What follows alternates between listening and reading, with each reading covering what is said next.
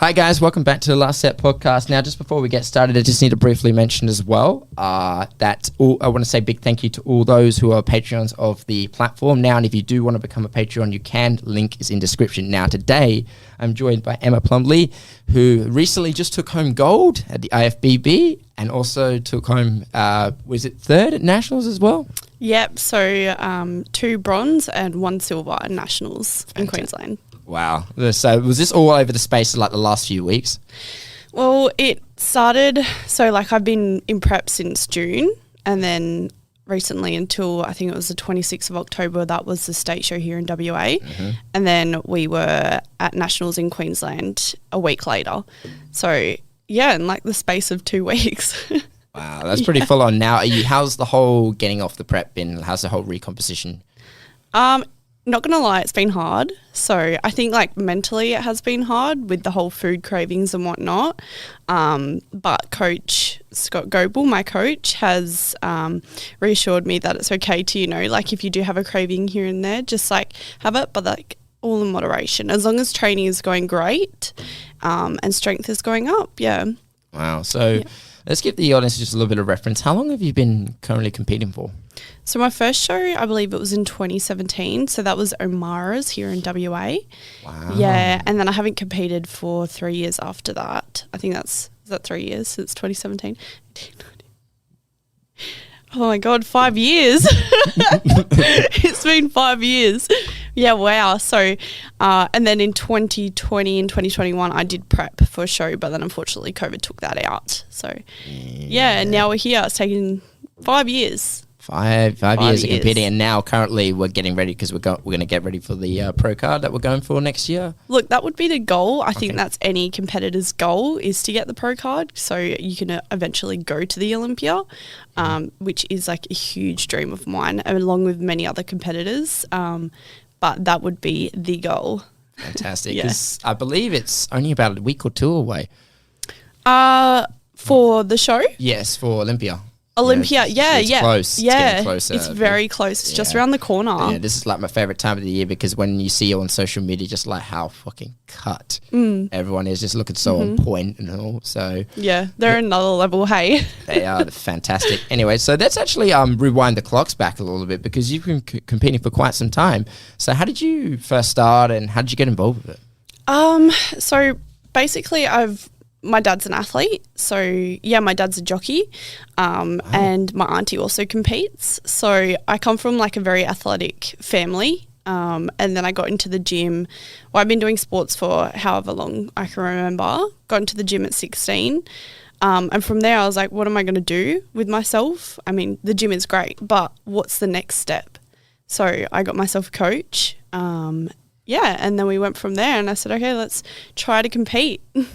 Wow. Yeah. So how, if you don't mind me asking, how old were you when you did your first show? I was 18. Oh my God. Yep. So was it literally just like straight out of high school onto the stage? Yeah, basically. What was that like for you?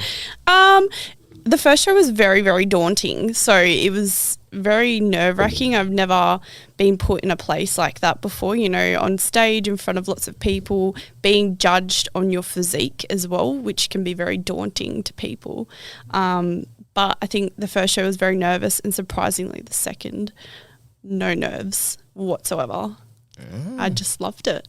And have you always done bikini and all that? Or yeah, bikini. Have you ever experimented with any other different like divisions or anything, or you just like stayed at one? I was looking at doing wellness. I did speak to my coach about doing wellness, but in order to do that, you have to have a solid couple years of competing, just building, along with other things that need to be done in the process, which I'm not willing to commit to. I understand. So give the audience a little bit of a reference, like what is the criteria that you're judged on when it comes to bikini? Criteria for bikini is more so full glutes, so they're looking for that symmetrical physique. So good glutes, good delts, small waist,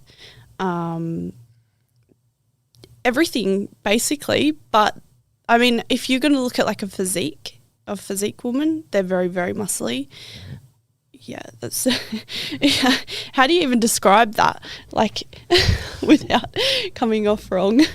Well, the way I always saw it, based on the criteria that I've been told, is that they look for, it's more, how I believe it is, like, bikini's more beach body, I've been told. And yes, there's still a level of leanness to it, but for them, it's also, for a lot of them, it's a very, very natural look. Yeah, that's right. When people, and I've been also told that you can't really have abs and all that sort of stuff, or abs, you don't get judged for it, or so like a nice thin small waist. No, you're not like, we're not looking for like blocky abs in a sense. Like you don't want a bikini girl with blocky abs. It's more so just a nice straight up and down toned look. So I mean, if a chick's got abs but they're not full, you know, greater abs, then that's fine. But yeah, as opposed to like the bikini criteria in a sense, you don't want blocky abs. Fair. Just a nice tiny tight waist. Fair enough. Yeah. And how long was the prep for you on this? My prep was, I think we did maybe a 17 or 16 week prep. So yeah, I wasn't going to strive for about 20 weeks. I think I might do a 21 week prep. I needed to come in leaner. I definitely did need to come in leaner. I wasn't lean enough. And that was, you know, in a sense from my judging on my physique, my coach and the judges as well all said the same thing. So to come in a little bit tighter next time would be great, just so I can get that glute hamstring tie-in to look more prominent on stage, yeah. Wow, yeah, because that's quite surprising that you told me that, because considering you actually took home the gold and all that, yeah, and then you still have that high standard for yourself. Is that something that's always stay with you, or for is sure it something that's built up over time? No, for sure. I'm probably my worst critic, if that's the right word to use. Like, you know, I'm very judgmental on myself. And actually, story time. So when we were first coming onto the stage for just before the shows actually rolled out, I was going to actually pull out of novice, which is the one that I won gold in my category, and I was going to go into the juniors. So there was only 2 other girls competing in the juniors. I think I psyched myself out a little bit, and I was like, nope, like, I'm not going to be good enough to place in novice. I'm not going to even place today, you know. I wasn't expecting it. So, yeah, I was actually going to pull myself out of novice and put myself into juniors and compete with 2 other girls. And I'm so glad that I didn't. It was, yeah, I'm really, really happy that I didn't. I had other people that were like, no, like, you can do it, you know, believe in yourself. And I was just like, oh, God, I don't know if I can do it. But I did, yeah. In a way, I do admire it, because most of the people that come on podcasts are generally like fighters or athletes such as yourself. When they have a very high standard for themselves, and becoming your harsh critic at the end of the day, like, you don't know how high your standard is compared to others. So you do all this preparation, you go through all these rounds, especially with fighters, they'll do ridiculous amounts of trainings, but when they come in, they'll take out their opponent inside like 2 minutes. And it's the same with a lot of like high level bodybuilders, because they have such a high, they're not concerned about others, they're just concerned about themselves. But at the same time, they can be a little bit detrimental. But then you got to pick your poison. If I had to choose between the two, I would rather have a higher standard for myself. That way, I know what I'm reaching for, wouldn't worry about anything else and all. Now, obviously, because you've been doing it for so long, over time, how's your, let's say, training like changed? Obviously, does it like evolve over the years, or is it like a certain set of, you know, criteria or even exercises that usually bikini go through? Like, and more specifically, do you go through any like periods of like strength training, or is it mainly just a certain set of exercises? Yeah, so when I first started working out, it was sort of for the fun of it, and I was just like, oh, let's go lift some weights, like, you know, let's be cool. And then I actually fell into, you know, competing side of things, and it was time to sort of up my game a bit more in the gym. So I went through that phase, and then I actually went through a phase of I want to do a powerlifting comp. Yeah, so 2020, I was going to stop that whole competing side, you know, and go, all right, let's do strength comps and let's see how I go for that. So it was a lot of like compound movements, your deadlifts and your squats, and the chest press too, which they all look at in the powerlifting. So I started doing all of that, and I was like, hang on a second, like, no, I don't want to do this. What am I doing? So I had to really like stop pretty quickly because I was getting pretty big, and I wasn't focusing on the, you know, exercises that I should be doing, you know, with the sumo deadlifts and whatnot. I mean, sumos are awesome. I love sumo deadlifts, but for me, I'm a hip thrust girl. I love my hip thrust. Yeah. So it's just whatever Scotty gives me, really, program-wise. Okay. Yeah. And leading up to a competition, do you have a focus on still those big free lifts, or are they kind of like cycled out? Off season, yes. Okay. At the moment, you know, I'm doing, honestly, I'm training glutes, hamstrings and delts, a bit of back, and that's it. So in, you know, not training biceps or triceps. Biceps? I'm not doing that. You know, I have a little some calf movements. Can't speak English today.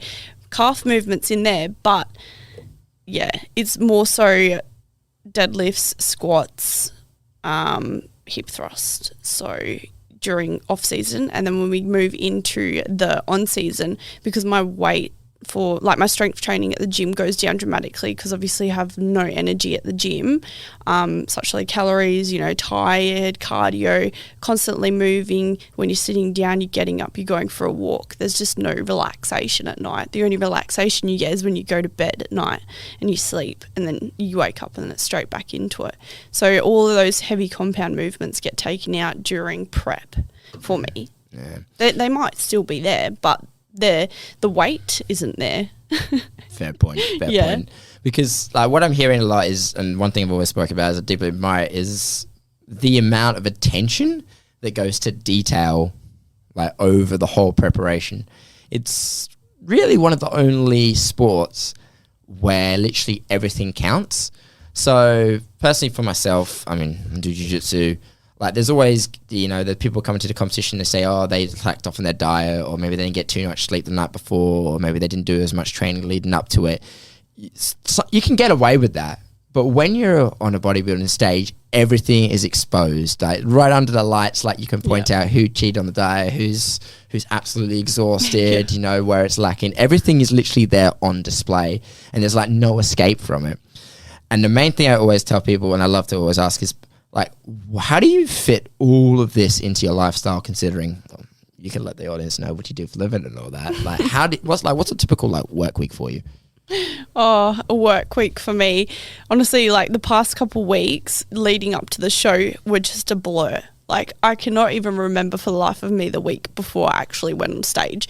A typical life in the day of Emma Plumbley would be wake up, go for a walk. It'd probably be about a 4 kilometre walk, straight away, no food or anything. I always need like something to get me walking. So in the morning, I would walk down to my local coffee shop, get a coffee and go for a walk around the lake or something. So that's just my little motivation for the morning, which I know helps a lot of people during, you know, competition season when you're so tired and you're like, oh, I've got to go for a walk. I just can't be bothered. Go get a coffee. Go do something to, you know, if that makes any sense. Yeah. And then I would come home, get dressed for work, go to work. And so I'm in the Air Force, military police. Wow. Yeah. She told me that before the podcast. I was like, wow. Yeah. So I'm in the Air Force. I've been in the Air Force for 4 years now. And we're very lucky. We get PT time. So we get an hour of PT a day. Typically, which is great. So say I finish at 2 o'clock, start at 6, finish at 2, I'd finish work at 1 o'clock. So then I could go and do PT. So, but my PT schedule, you know, someone would go to the gym for an hour. I would literally spend about 3 hours at the gym. Not something I do off season. I do not do that. I do my workout and get out of there. So, you know, get to the gym, you do your strength training, you do your cardio, maybe 45 to an hour on the Stairmaster. and then you go and do posing in the posing room for about 20, 30 minutes, however long that you can really do it. So you're posing and you go, you start to like lack on your back pose or your front pose, and you're like, okay, it's time for me to stop. Or you just start getting frustrated. That's time to put the heels down and go home. So I'll go home, cook dinner and go for another walk. Yeah. And then come back home and my feet would be aching. Oh my God, I have to get the foam roller out and roll and then go to bed. But that's literally every single day for me. But I think I had 2 rest days, but those 2 rest days would be cardio and posing. Okay. Yeah. So based off what you told me and all that, what's like your typical training split then if you got two rest days? Oh, what is it? So I just got a new program. So Monday would be, Monday's lower body. Tuesday is okay, my program is really funny. So I train 5 times a week, but I'll be doing glutes and hamstrings, whatever, and then I'll add a bit of delts at the end of it. So it doesn't matter if I'm doing a leg day or an upper body day. That upper body day or that leg day always has delts or glutes or RDLs or something in it. Yeah. Wow. Yeah. Wow. It's pretty much training. That's interesting. So there's not really like there's not really many like chest days, or we have a few chest exercises in the upper body. Okay. Yeah, but like 1 or 2.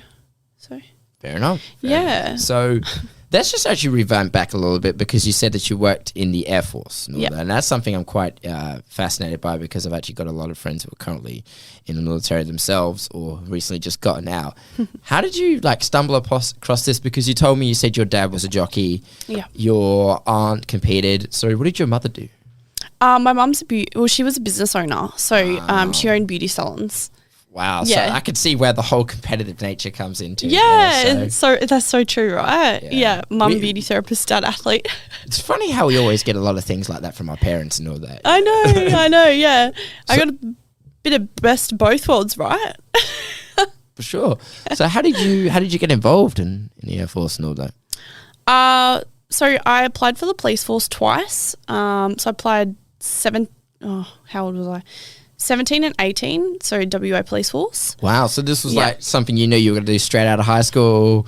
So you're like, uni's not for me, going straight to the, okay. Yeah, so I always wanted to do policing. I knew it was something that I wanted to do, but I actually didn't get into the police force on those 2 occasions, whether that was, I don't know, age or a lack of experience or whatnot. Yeah. So it was more so they needed me to actually get out and go and do something else to get more experience in life, I guess. So I was like, all right, what am I going to do? I was a beauty therapist at the time. Yeah, I worked with my mum at one of her beauty salons for a bit. Yeah. What was that like? It was good. It was really good. I actually had my own brows by Emma. Yeah, brows by Emma. I did like full qualifications in brows. Yeah, I know. I'm full of facts, right? Oh my gosh, so surprising. Yeah. So what happened then during that time where you were like, okay, Air Force, let's go. Like, I don't want to be doing brows or anything like that. No, it wasn't Air Force. It was Army. Sorry, Army. Yes. Yeah. No, I'm in the Air Force, but I was actually going to go Army. Yep. I was going to infantry. Like you said, blow shit up. Why not? That's fantastic. Yeah. Though. I mean, was this? Does your family have a background, anything like that, or no? I don't have family that is in the Defence Force. The most that it is my auntie's husband. So he was a clearance diver, but I never really spoke to him about it. But that was it for me. You know, I applied for it, got in, probably took maybe 4 months for me to get in, and then I packed my bags and I left Perth and I went to Brisbane. And I lived there for a couple of years. What was that like? Is that where you believe about the whole? Oh, it's good. It makes a lot of sense now. Yeah. Because to do what you do now, you have to be incredibly disciplined. And I don't think anything is more regimented than people who go into the army, because from the moment you step off the bus, you are told what to do, when to eat, when to sleep, and like So if you don't mind me, what was it like going through all that, like those 6 months? Is it 6 months of basic training? Yeah, I think it was about maybe 16 weeks of recruitment training, which was 1RTU in Wagga Wagga. So that's in New South Wales. So yeah, that was really tough, mentally, physically, everything. But it was good. Like, it wasn't too hard, to be honest. I mean, a lot of people go through it and they're like, oh God, it sucked so much. It did suck. We were stripped of our freedom, but and we would basically turned from what we were when we first came into completely different people, with saying we've got so much discipline, and we've got I don't know, I'm molded into a completely different person than what I was when I first joined. So, and I like who I am now. I'm very disciplined. I'm very, I have a lot of motivation to do things. People always like, where do you get your motivation to do, get up and go to the gym? I'm like, look, I made a reel about it. Motivation and discipline. Like, discipline and motivation are different things. You have the motivation to go and do something, but if you don't have that discipline, how do I put this? Motivation and discipline are different. You start off with motivation, and that should turn into discipline for you. So for me, going to the gym, I was motivational about growing my glutes, for instance, getting a fatty, and then it sort of turned into a habit, and then it just turned into discipline. I'd go home after work, and I'm like sitting on the couch doing nothing. No, I have the discipline to get up, get my ass up, go to the gym. That's awesome. Yeah. Have you ever heard of Jocko Willink? No. You haven't? Jocko Willink, no. No. How could you be in the Air Force and have been in the Army and not heard of Jocko Willink? I haven't heard of a lot of people. Wow. What is this? Okay, after this podcast, you will go home and you'll Google this dude, and I honestly feel like everything you will be asking, you'll get answered. Jocko Willink is a retired Navy SEAL commander. He was the head of Task Unit Bruiser. Have you heard of, the movie American Sniper? Yeah. He was his boss, pretty much. Hang on, is this bed thing? The what? Where you have to... When you wake up in the morning, you make your bed. Oh, no, that's... Have you heard that? That speech, yes. That's the Admiral. I feel like everyone listening to the podcast needs to know about that. Yes. Because that is something that has been drilled into my brain from day one of being in the military. There we go. Right? There we go. Yeah. And he talks a lot about the same things that he talks about. So for reference, Jocko Willink is honestly I think about the absolute apex predator, absolute top tough guy. He wrote a book called Discipline Equals Freedom. So a lot of the stuff that he talks about from the military and how he applies it to business life, and he talks about the idea that he has his podcasts, he does all these crazy videos, like getting up at 4 a.m. every morning, taking photos of his watch, and he does this big speech about how discipline is the root of all good things, and that motivation is fickle, it comes and goes. But discipline is how you get things done. So there's that. But anyway, if anyone's not listening to you, or you've been living under a rock, sorry, I don't know that. Clearly go home, get off this podcast right now. Go read some Jocko, go watch some Jocko. You come back and you'll be pumped up. Anyway, the main thing I actually wanted to take away from what you told me is the whole point of motivation is that people think that motivation equals action. It's actually the other way around. So as a PT myself, if people come into me and they're struggling, and even it's the most basic things, I was like, how can you take a situation and you make it so easy that it should be absolutely effortless? What I mean by that is, okay, let's say, for example, if someone was writing a book, okay, can you write what's the easiest thing? Okay, a sentence. Can you write a sentence a day? But once you write a sentence, that sentence will become a paragraph, that paragraph will become a page, and that page will become a chapter. It's the same when I talk about fitness and health and all that. Okay, what's the easiest basic thing we can do? Walking. Okay, awesome. Go for a walk in the morning. That's the easiest start, which you do. So take something so big, such as the fitness or a project, and make it into such a tiny little task that you can do pretty much almost every day and all that.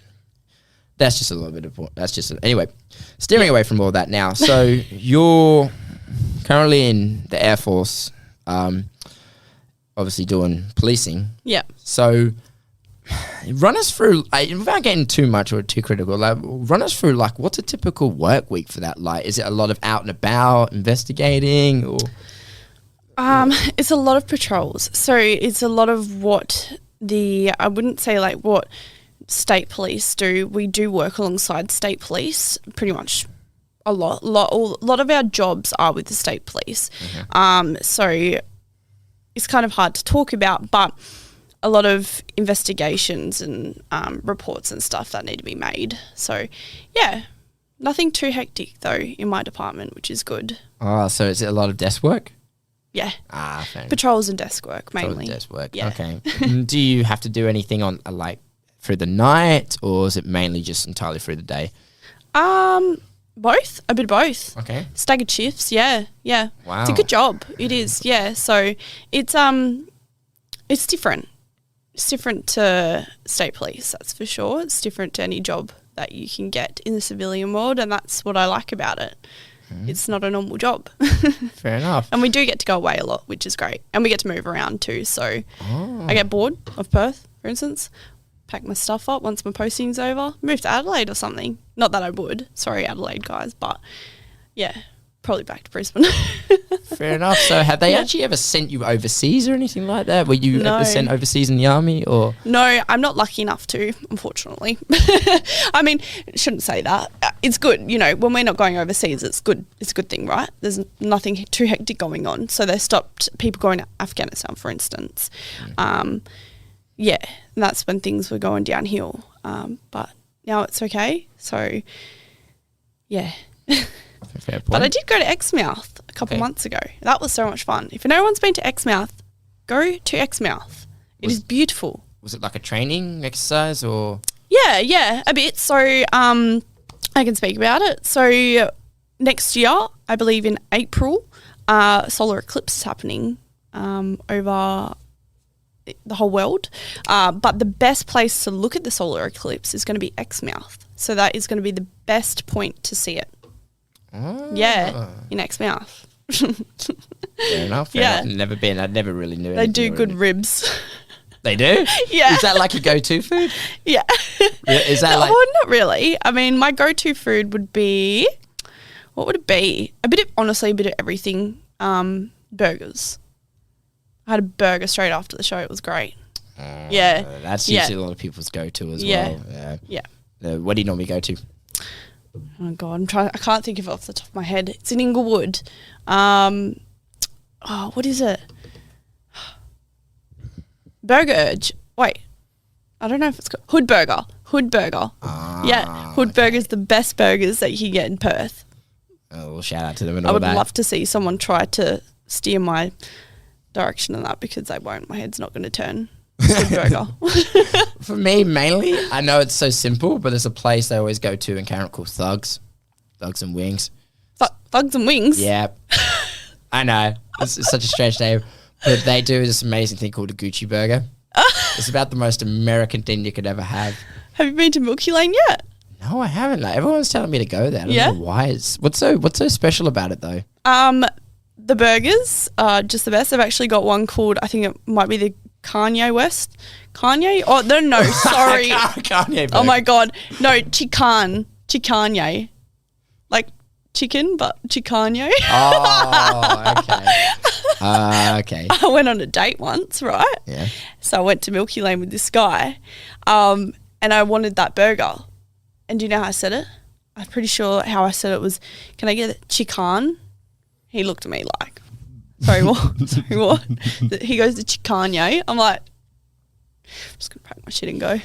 Did he? Get me a shot. Yeah. Just like, wow, that's a bit, that sounds a bit shallow. It did. The date went well though, so okay. Yeah. But that's just something that that's why I'm single. I've been single for 7 years now. Oh my goodness. I was just silent there from you. Oh my goodness. Wow. 7 years. No judgment at all that. I mean, it's a long time, right? How? Well, off the top of my head, I'm going to give a little bit of credit to it. Like, I'm only like knowing you all day, but you don't strike me as one of those people who actually feels like they're out there seeking for it and all that. I mean, because you've got so much aligned with your life. Yeah. It's not like, there's two types of people who I know who are either in the dating world or seeking for love. They either want to make time for it or they want to find a way to cram it into whatever the other things that they're doing. Yeah. So that's so the best. true. Yeah. So people who are so caught up in like that work life, you know, you did it yourself, you've been away, you're competing, being in the Air Force, they have to just find a way for them, because it's not like you want to drop anything of what you're doing for just somebody who you just met. So they have to find a way to like cram all that sort of stuff in and all that. So either way, I mean, I'm a bit out there too, so it's very hard for someone to actually manage me. What do you mean by that? Like, my energy is just a lot to handle. So like, let's go ADHD. Classic ADHD. Yeah. So it's very like you're saying, you know, I've got gym, my career, I'm studying next year as well. We'll find out what I'm studying soon. Wow. Yeah, studying. So along, you know, those couple things, and then I'm a big ball of energy, but I'm also very straightforward with how I am, you know, like if I don't like something, I'll tell you straightforward, like I don't like that, you know, like, or I was treated pretty badly in the past, in my past relationships. So I've learnt to be like I've come very far since that, you know, and now I've grown into like this woman that won't tolerate bullshit from men. I won't deal with it. So a lot of guys think that, you know, they can get away with this and that from a female. You think that you can get away with that from a female, you cannot get away with it. Okay, I'm quite curious now, like, hey, what else them things they can't get away with? I would like to know that. Well, from your personal perspective. Let's go, what's a good example? I can't think of anything off the top of my head. No, I can't. But, you know, like certain things that they might be able to say. Like if you're going to say something, you're going to make a joke, like I can tolerate a joke. But then it gets to that point where you take it too far, then it's like turn around and be like, no, stop. Yeah. Okay. Like, okay. Oh, but it's just a joke. No, you're hurting my feelings now. Well, yeah. Yeah. That makes a lot of sense. Yeah. That. I get where you're coming from in that sort of position. Fair enough. So if you don't mind me asking as well, what's like your background in terms of like family ethnic? Australian. Really? Australia. Nah, mum's from New Zealand. Okay. Yeah. So she's from how do I say it? Wanganui. Yeah. Yeah, in New Zealand. So my family's from Wanganui, mum's side, and then dad is born in Australia, but that side is from England. So you couldn't even tell me. I can't tell you where from. I'm really bad with that. That's okay. It was just when you said that, when you said, you say things out front, I was like thinking, is there a little bit of Russian or Eastern Bloc? Russian? Yeah. No, I mean, I was serious because it's one of my dreams. I actually always wanted to go to Russia. Obviously, I'm not going to go now with everything that's fucking going on over there. But when I was out of high school, I always wanted to go to Russia. So I'll tell you something a little bit about me. When I was out of high school, I started working as a male stripper. For it, yeah. Hell yeah. I was the thing is, I did always admire bodybuilding, but I never really wanted to actually do it. But I was always obsessed with that discipline life and all that in the gym. But I had literally no social life, no party life. I hated drinking. I hated going to clubs and all that. And then one day I stumbled along this when one guy invited me into it, and I said, all right, may as well give it a go. And then I did it for 4 years. And then it was during that time I remember I went out on a date when I was 19 years old. It was with a woman, she was Russian. She was a few years older than me. And then I remember halfway through the dinner, I said something and she looked at me like that was and she said, that is the most stupidest thing I've ever heard. That actually made me choke. Stop. But the thing is, there's a bluntness that comes with Russian culture. Yeah. That's so... it's such a normal thing for them. And the reason why I would like to go to Russia is because in here in Australia, it's a lot of the Western countries as well, there's a lot of fake niceness that comes with their culture. They smile at everyone, they say hi to everyone, even if they're not their friend, even if they're not their friends. In Russia, they don't do that. They don't smile. They only have like 4 hours of sunlight a day. If something's angry, they're angry at something, they'll say they're angry. If they say something stupid, they'll say it's stupid. And that's what generally rubs Westerners the wrong way. So when she said that was the most stupidest thing I've ever heard, it wasn't like she was insulting me. She was saying it because that's what she believed and all of that. Yeah. And I think to myself, I always actually say this to others, look, the key to happiness sometimes is living a bit Russian. Like, say exactly how you mean it. Say exactly how you feel. Because as we as, I would say Australians more than others, we tend to bottle things up pretty quickly. And then because we don't want to hurt people's feelings. We don't want to be too out there. Oh, squash that bullshit. Don't sugarcoat shit. Like, that's exactly right. You know, say it straightforward. Say it how it's supposed to be said. Don't sugarcoat stuff. And that's exactly where, you know, military, right? That's where it comes into play. I do not sugarcoat stuff. And I think a lot of men find me intimidating. So, you know, yeah. Okay. Yeah, you look at me like, but it's true. Like, if I'll go on a date and I just say it how it is. Okay. And I think I surprise a lot of men. Okay. Yeah. You go on a date. Guy rocks up 10 minutes late. What do you do? I probably would have left. Oh, straight away. Yeah. There we go. Are you like, okay, we're going to be here at this time, and this time, and all that? Yeah. All right. Okay. Yeah. What about if you decide who goes where? Do you pick the Look, spot? I'm so chill when it comes to that, right? Okay, so I am okay. very straightforward, but I'm very chilled. Okay. So if we want to go out, like, let's go to a nice restaurant, let's go to Milky Lane, let's get some burgers. Cool, I'm keen for that. You want to get drunk? Let's get drunk. Let's have some fun. You want to go to Mackie D's? Get some Mackie D's. Go back home, watch some Netflix. Yeah, let's do that. You know, like, I don't care. Like, I'm very chill. I'm very spontaneous. So it'll be like, whatever. And say this guy that I actually used to see, he used to come pick me up. So I was actually living on base at the time. So, and he was defence as well. So he was able to come and get me from the blocks. Yeah. So it'd be like 11 o'clock at night or something. Then we'd just be like, what are we doing? I don't know. Let's go drive around looking at houses. You know, like, like the nice houses, you know, the nice areas. And then it's a dream. You're like, oh my gosh, that's such a nice house. Oh, okay. Yeah. Is that weird? Have you not done that before? No. Absolutely not. I still do that with my best friend. Really? Yeah, Ned. Wow. That's my best friend. Wow. We will go to, like, close to the city area and we'll just go look at houses. Okay. 'Cause if you haven't done it, do it. Because you're going to see some pretty amazing freaking houses and be like, damn, that's a dream. Okay. Yeah. Fair enough. Just weird shit, or go to the beach. Okay. You know, spontaneous. That's something nice enough. Okay. That's such a weirdo, hey? No, it's just never ever thought, like, can I actually just be honest? Like, I've never ever recommended going around for a drive with someone as like a version of a date, you know what I mean? And not a date. Okay. More just to hang out. Just to hang out. Just to hang out. Like, you know, what are you going to do at 11 o'clock at night? Yeah. You know? Actually, I'll tell you this, though. Now that I say that, I sound like a bit of a weirdo, don't I? Just creeping on people's houses at 11 o'clock at night. Just drive outside the front of their house. It's like, damn, that's a nice house. And then they open up the windows. Like, what's that car outside? What the hell? What are you doing? Hey, sorry, guys. We're just checking out your house. Let's just check out our house. What do you do for a living? Okay, fair point. Yep. Good for you. Actually, I will mention this though. I mean, I'm not in the one to give anyone advice and all that, but the best piece of advice I was ever given by a dude, it was like, he told me, I met this when I was doing a show.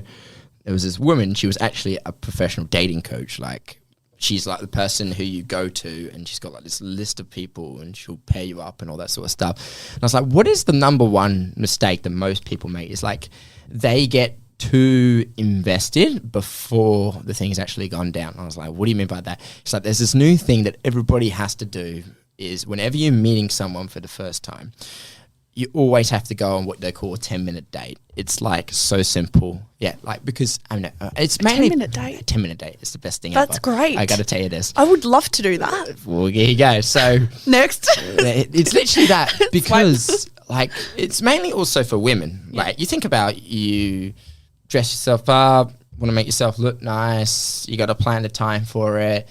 and then you actually meet the person up front and you realize he's not the one, or not even the kind of type. You don't vibe with him. And then you realize yourself, fuck, I got to spend the next hour and a half with this person at least. It's the same thing sometimes that happens with guys as well. Like we plan, we polish ourselves up. I'm like, no, and she's like, nah, this is what you got to do. When's your lunch break? Okay, good. If you want to take a day out, try and get them on your lunch break, because that way you're on a time limit.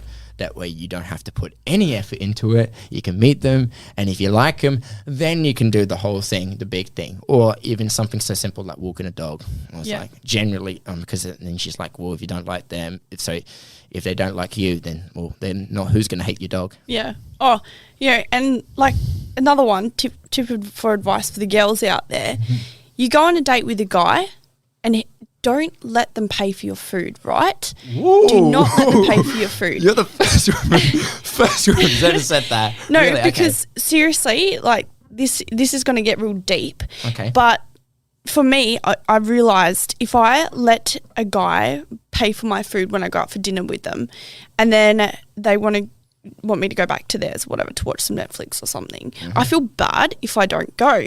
And then, I know. So I feel bad if I don't go. So then you end up going with them, and then you end up sleeping with them, right? And it's like, it's a whole mind thing.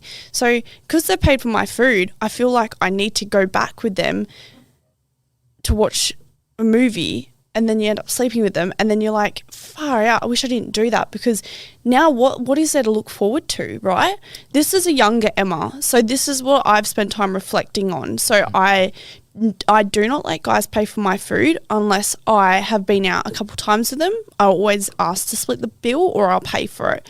So if I don't like a guy, I'll pay for it straight up, because then I'll just get the fuck out of there, go home. Yeah. So, and then if they're like, oh, you want to come back to mum, watch Netflix? Oh, fuck no. No, I don't.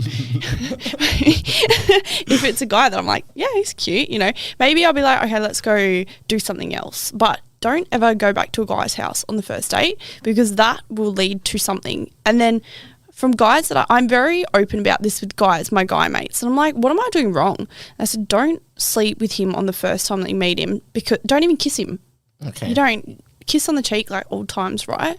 Because you've had a kiss, you've slept with them, you're not even in a relationship with them. What is there to look forward to? Yeah. It's not passionate. We're talking about sex now. It's not passionate sex the first time, if you're going to sleep with them on the first night. It's just sex. Okay. Well, then I dare say, like, what is...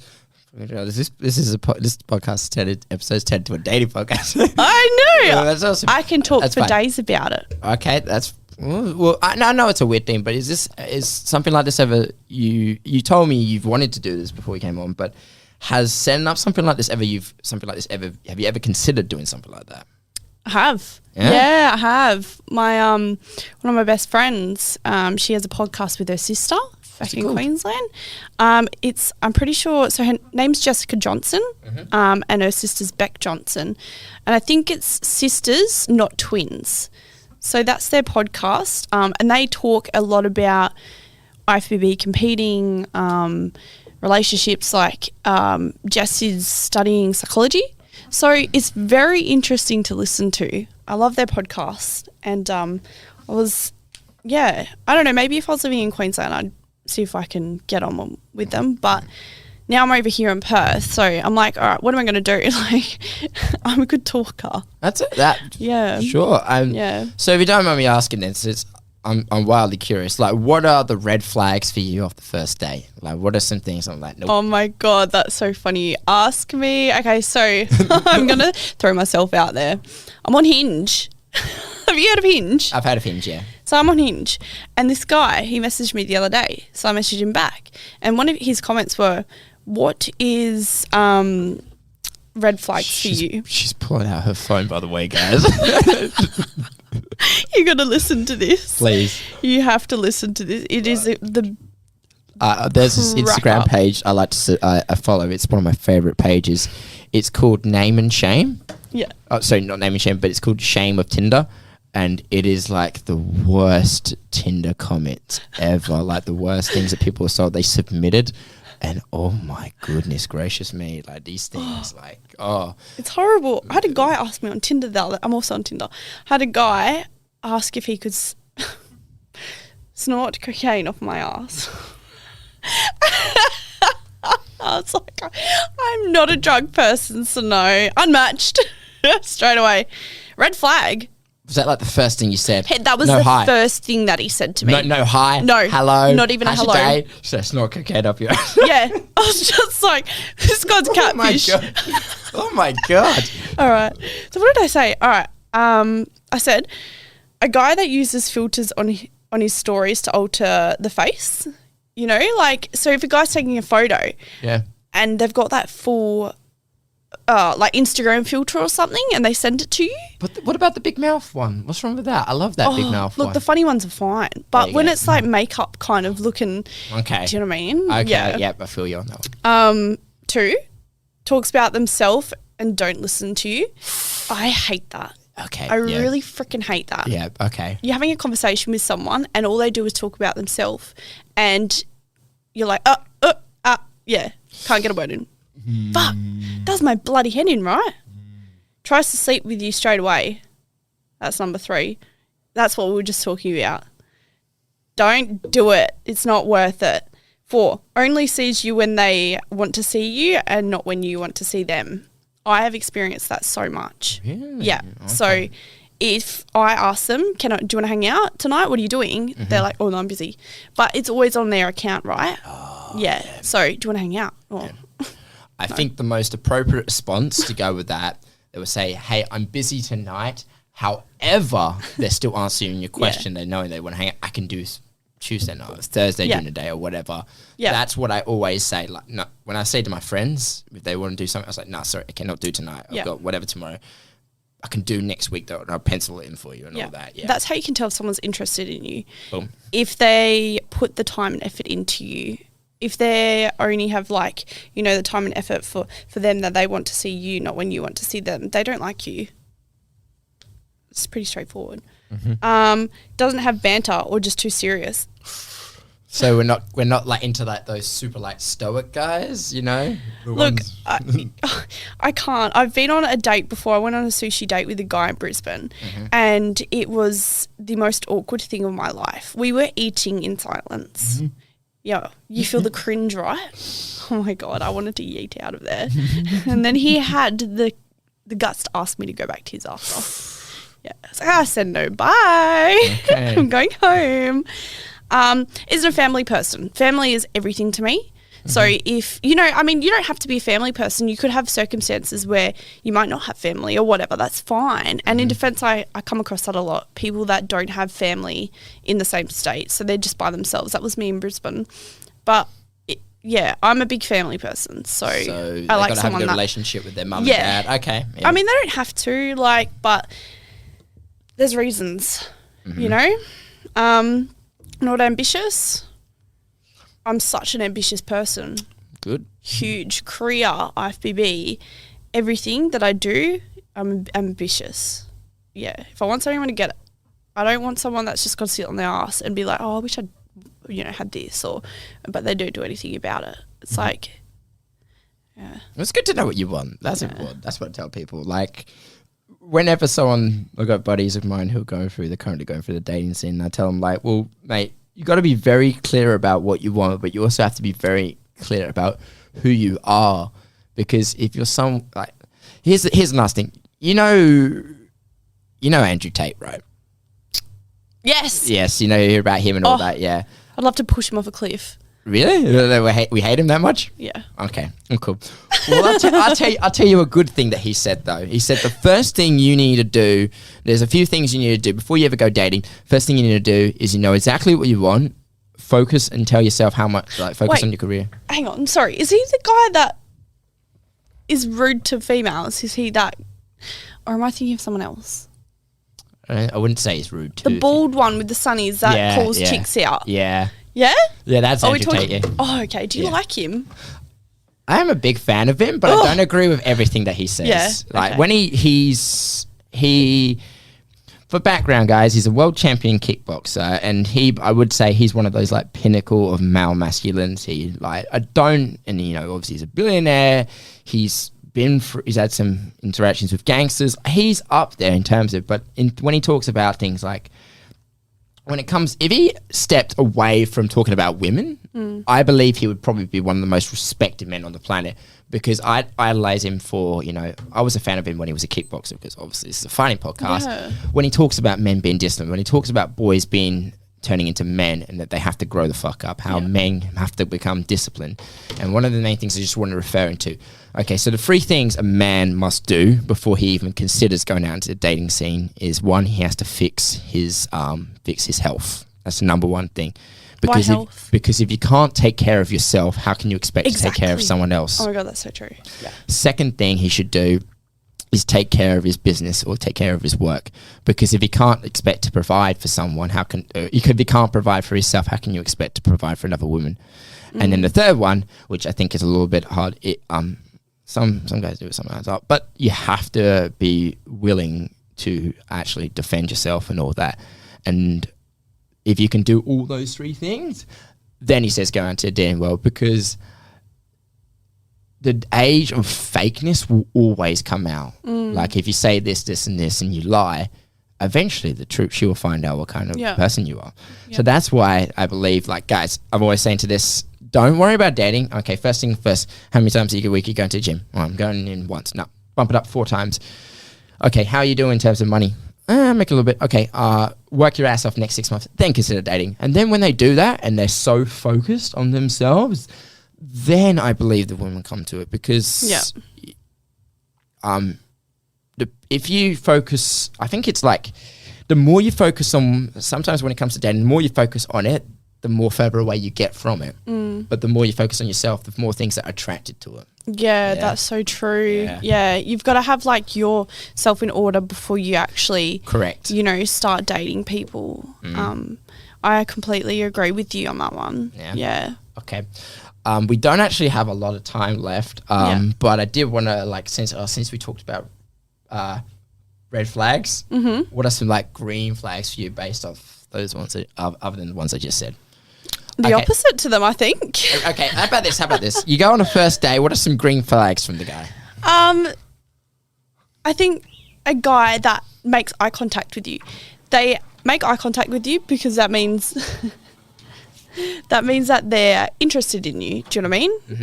And they listen to you. They want to listen to you. Body language is everything as well. And they just have good banter, I think. So, yeah, that's pretty much my green flags. Fantastic. Yeah. Well, cool. Yeah. Sorry. We're just going to have to wrap it up there. Yeah. Apologies, Emma. Anyways, guys, thank you very much for listening. Now, if you want to, this episode will be out very soon, but if you want to follow Emma on Instagram, you can. So you can just drop your tag.